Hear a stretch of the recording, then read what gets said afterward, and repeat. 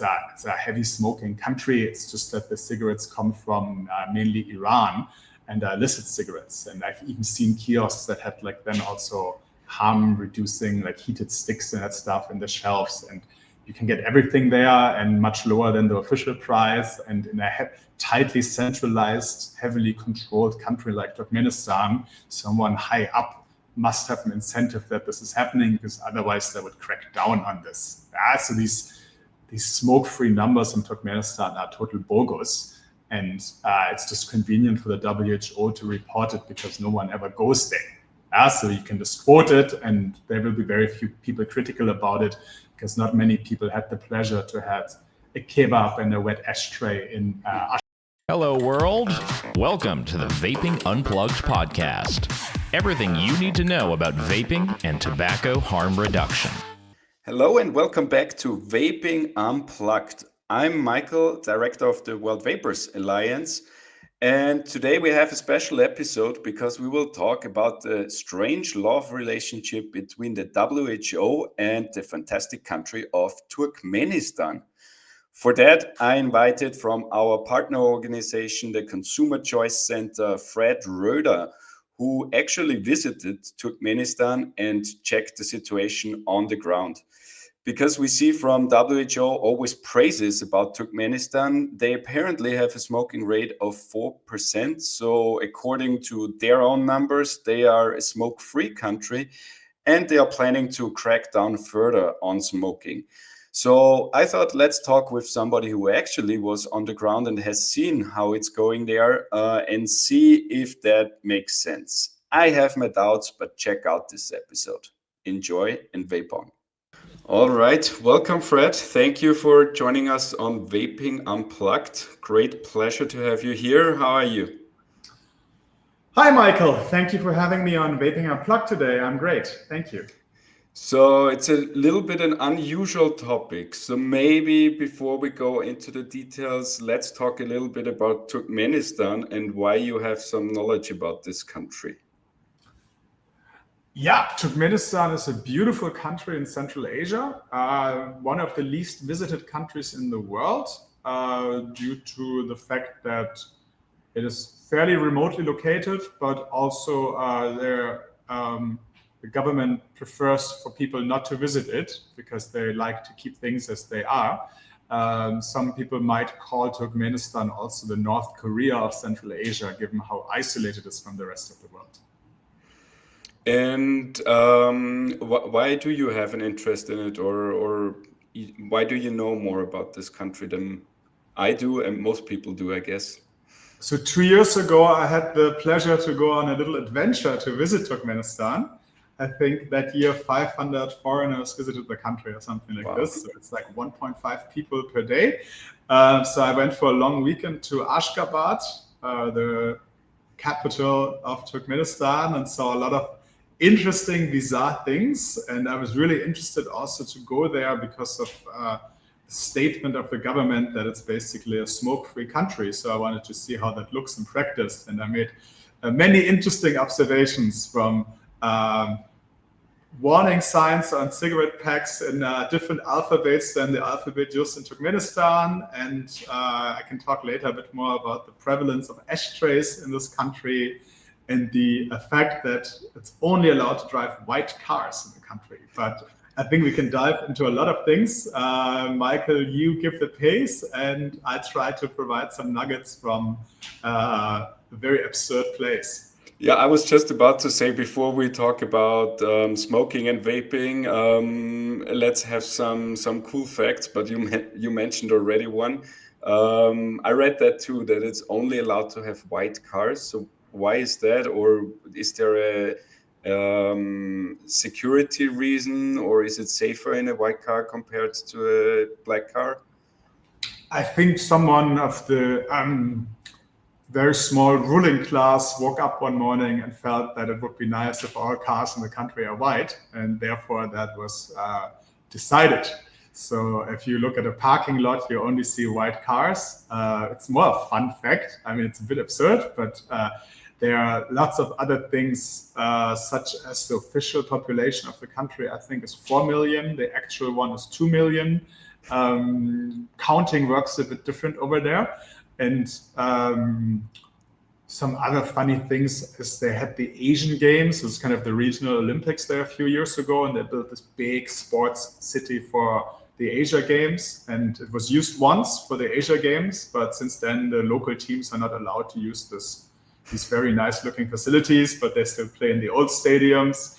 There is this term of Potemkin villages, kind of just more or less things just put up to please someone.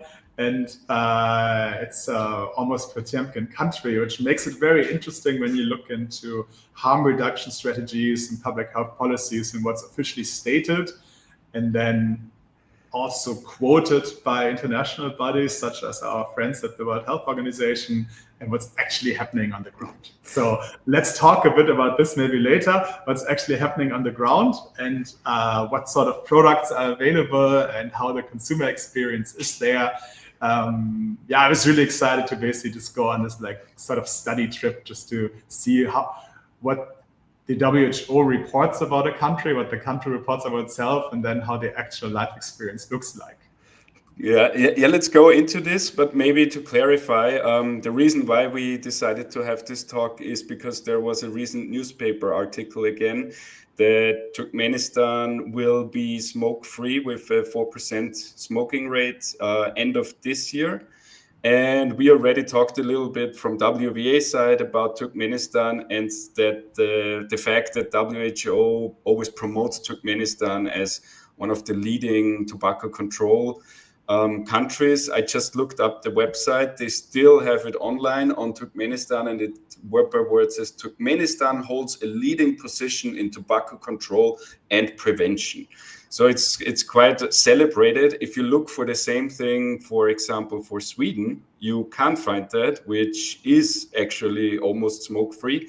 So it's a bit of a problematic thing why the WHO is promoting Turkmenistan, and I think a bit scary considering what we heard and how obscure this country is. But I think it's worth it since you were there to feel a little bit, discuss a little bit. With a smoking rate of 4%, you never saw a smoker, basically, I assume. Yeah, I mean, I already mentioned how they count their or overcount their population. Therefore, I would be a bit careful about statistics coming out of Turkmenistan. But I mean, what was interesting to me, and one of the reasons why we also have this call or this recording today is that the Turkmen government also plans to massively increase the price for cigarettes. I think a pack of cigarettes would be equivalent to 10% of an average salary, which sounds like a strategy to disincentivize people to smoke. Official harm reduction alternatives are also not on the market, from what I understand, in Turkmenistan. But let me just give you some observations what I saw over the 4 days I visited the country. Is whenever you sit down in a restaurant, before you get a menu or they ask you what you want to have, the first thing you get served is a small ashtray with a wet towel in it. So it's just assumed that you're a smoker. So either they're just very, very hospitable towards smokers for the 4% they have, or actually a much larger amount of people smoke. And usually when you go to restaurants, a lot of people smoke there. Usually indoors, because outdoor smoking is very frowned upon. But you usually get a wet ashtray as a kind of standard operating procedure. And sometimes you have to fight for getting a menu, but the wet ashtray comes automatically. And then you see that most cigarettes sold there are actually with Iranian warning signs and Iranian tax banderole, however you call this, duty stamps. Turkmenistan has a long border to Iran, and it seems that the probably one of the goals of increasing cigarette prices is to actually boost the illicit imported cigarettes, which have a massive market share in the country. And I would not be surprised if some key stakeholders in the government, as in so many countries, have a personal stake in the importation of non-duty cigarettes that hit the market. And obviously the official cigarette sales numbers are reported to the WHO, and the WHO is very uncritical on regarding numbers when they play towards their favor and rhetoric.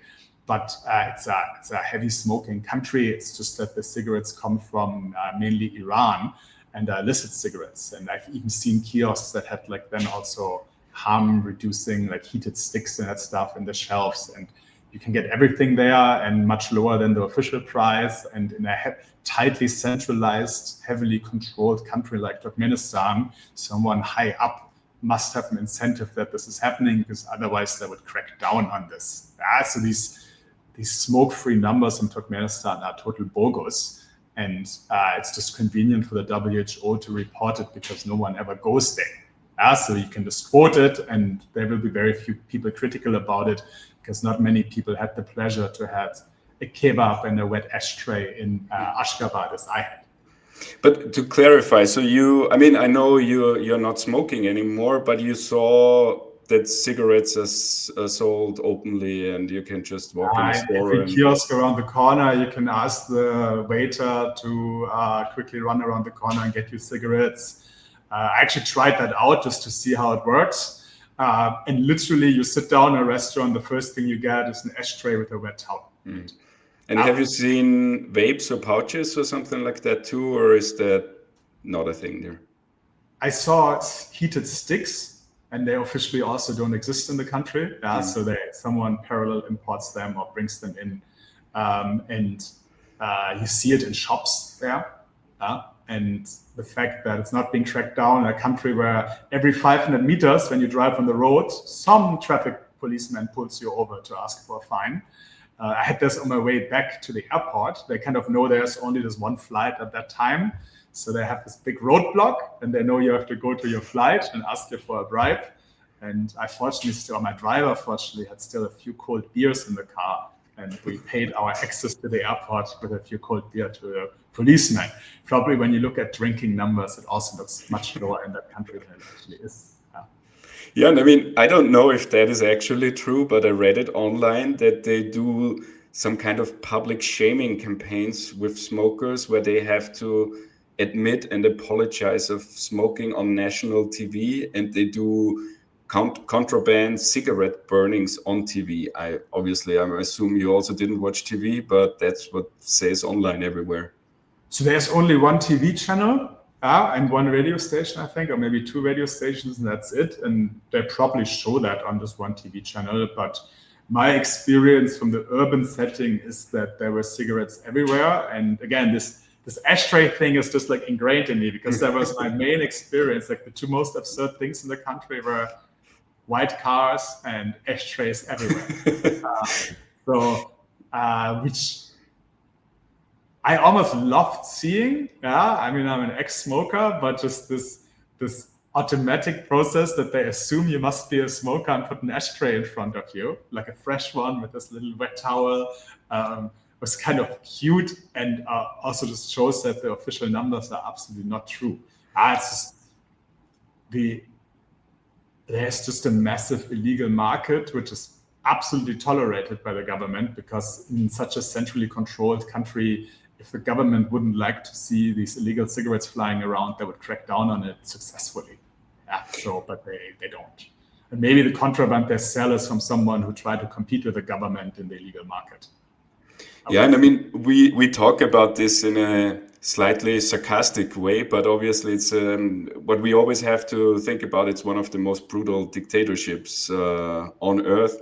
And then the fact that WHO is praising a country like this is, I would assume then they like their actions and would like to see other countries to follow the same, while completely ignoring other countries who are successful, like Sweden or New Zealand. Doesn't put the WHO in the right light in my mind. That's to completely ignore all these human rights things just for some fake numbers doesn't sound right to me. Why is it's that? Absolutely disgusting. And I mean, the WHO is still predominantly funded by Western taxpayers' money. But if you look at they had Robert Mugabe for some time as goodwill ambassador of the World Health Organization. You had the WHO praising some Russian early childhood prevention project while the Russians were like bombing, and they still are bombing hospitals in Ukraine. But that's somehow, as long as the photo opportunity is good for the WHO, they don't care with whom they cozy up.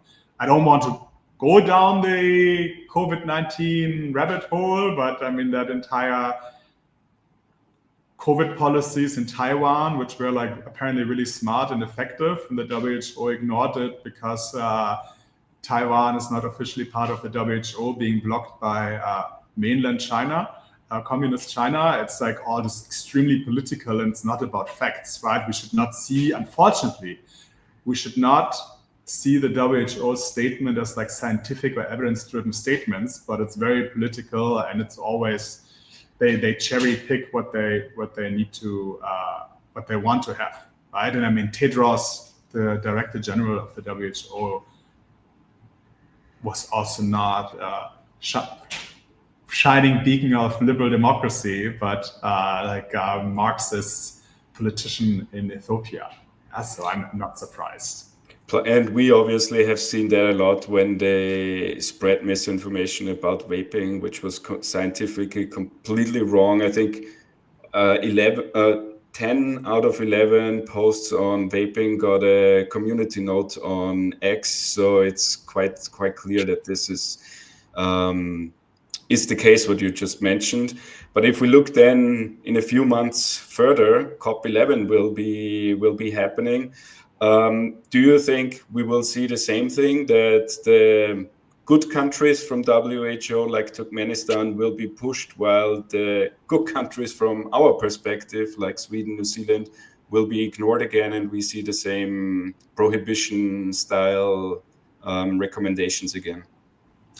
I really hope that the WHO and also the Framework Convention on Tobacco Control start understanding that harm reduction is the only way to go towards a smoke-free society, and that nicotine shouldn't be demonized but destigmatized. And what the WHO is doing is to stigmatize nicotine consumption, even though there are lots of positive use cases for nicotine consumption. And so that's my hope.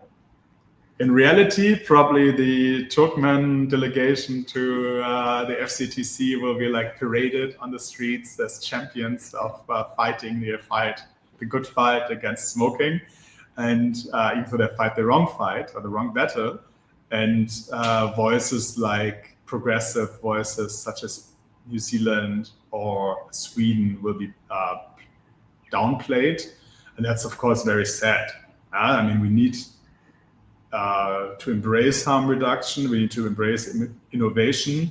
And I think there's also just a sour note from these like legacy anti-tobacco activists that it was not them who solved the problem, but it was innovation that solved the health problems associated to traditional nicotine consumption, which is like the combustible cigarette.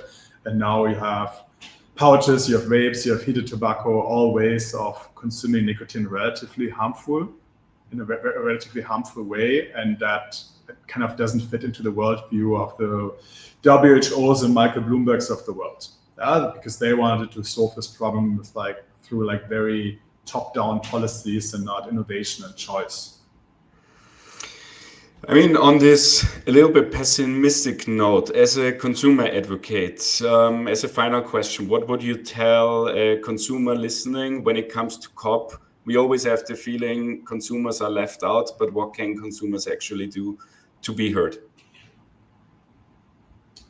It's important to raise our voices, engage as much as possible on social media, write to your elected officials that your voice has to count, tell your story, how you were able to quit smoking. And there are tens of millions, if not hundreds of millions of former smokers that were able to quit thanks to new technologies, the ones I mentioned. We need to do this because otherwise we live in a world where people still smoke but don't have access to less harmful alternatives, which would be very sad. Indeed. Thank you, Fred, for joining us. That's it. It was a great pleasure. Funny insights too to a country I think we don't hear. Let me give you one more. Yeah. You know where the world largest indoor Ferris wheel? Ashgabat. So go to Ashgabat and visit the world's largest indoor Ferris wheel. Not that I knew that indoor Ferris wheels are a thing, but it exists there, and according to the Guinness Book, it's the world's largest. I'm Austrian, so if you know the Prater, I'm a big fan of Ferris wheels, so maybe I have to put Turkmenistan on my traveling list. Indoor. Fantastic. Thank you, Fred. Have a good day. Thank you. Take care.